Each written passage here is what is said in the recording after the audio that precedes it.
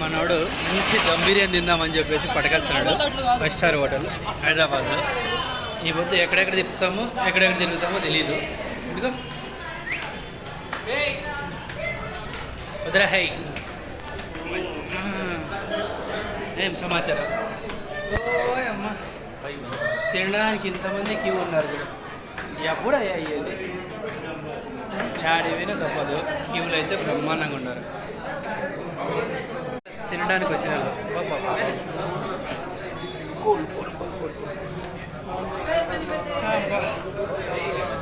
అయ్యో అవుతుంది అయిపోద్దు. మన బిర్యానీ తిన్నట్టే. నాకు తెలిసి హైదరాబాద్లో బిర్యానీ హోటల్లో పెట్టుకుంటే చాలు.